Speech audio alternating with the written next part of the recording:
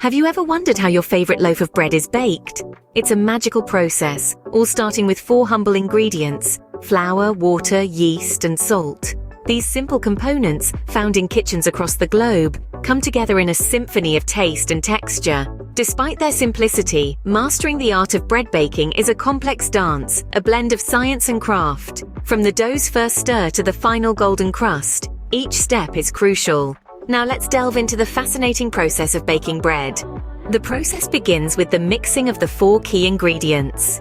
It's a dance of flour, water, yeast, and salt. Flour, the backbone of our loaf, provides the structure while water hydrates the flour, activating the gluten proteins that give bread its chewy texture. Now, yeast is where the magic really happens. It's a tiny organism that feeds on the sugars in the flour. As it feeds, it releases carbon dioxide, creating those delightful air pockets that make our bread light and fluffy. But for yeast to work its magic, it needs a little warmth and moisture, which is where our water comes into play. And lastly, we have salt. Not just for flavor, salt also strengthens the gluten structure and controls the fermentation rate of our yeast. So the ingredients are simple, but the balance is crucial. Too much or too little of any one ingredient can make all the difference. Once the ingredients are mixed, we move on to the next step. Now comes the physical part, kneading the dough. This is where we start to build the structure of our bread. It's all about developing the gluten, the protein that gives bread its characteristic chew and structure. Imagine gluten as a network of tiny, stretchy balloons. As we knead, we're stretching these gluten strands, making them longer and stronger. This network traps the gas produced by the yeast during fermentation, causing the bread to rise. So how do you know when you've kneaded enough? The dough will transform under your hands. It starts off sticky and shaggy, then becomes smooth and elastic. It's a sensory experience. You'll feel the dough becoming more resistant to your touch, and it will spring back when you press it. Remember, kneading is not just a process, it's a journey of transformation. You're not just making bread, you're creating a masterpiece.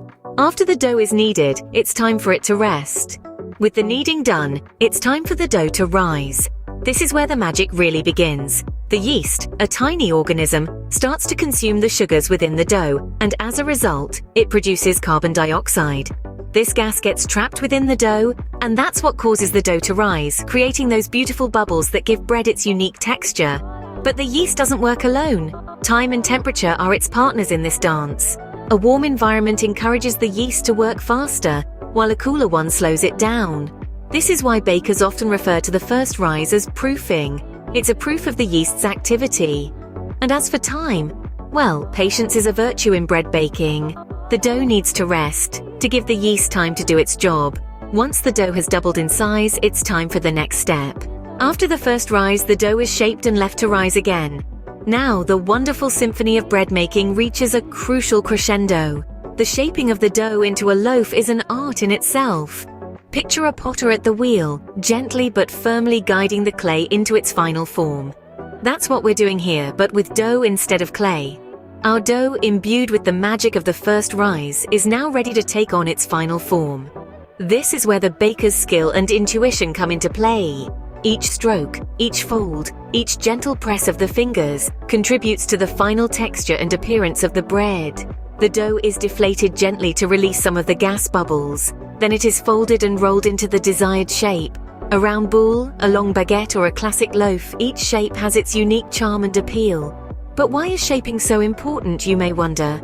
Well, shaping not only gives the bread its final form, but also creates a skin around the dough that traps the gases produced during the second rise. This ensures that our bread will have a uniform structure and a beautiful crust.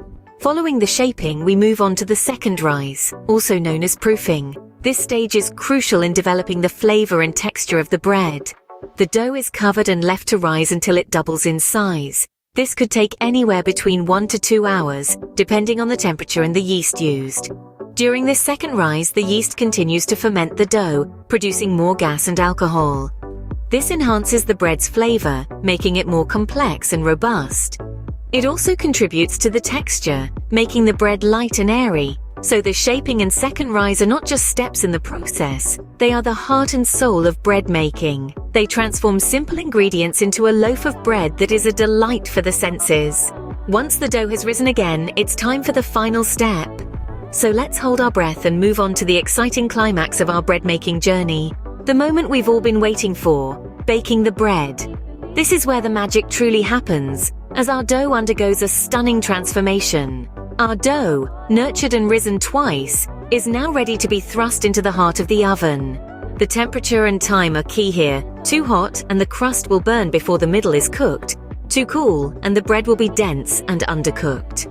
A perfect balance around 220 degrees Celsius for about 30 minutes creates the ideal environment for the dough to become bread. The heat ignites a process called the Maillard reaction, turning the dough into a golden, crusty loaf.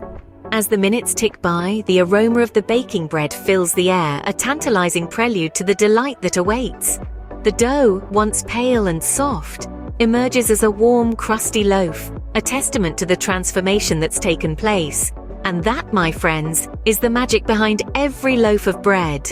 So there you have it, the step-by-step process of baking bread. From mixing the ingredients to kneading the dough, allowing it to rise, shaping it, and finally baking it to golden perfection, each stage is a testament to the art of baking. This journey is not just about creating food, but about immersing oneself in a culinary adventure, a dance of flour and yeast. It's a process that invites patience, care, and creativity. Remember, every loaf of bread is a labor of love. Thanks for watching, and don't forget to subscribe, like, and share our video and channel.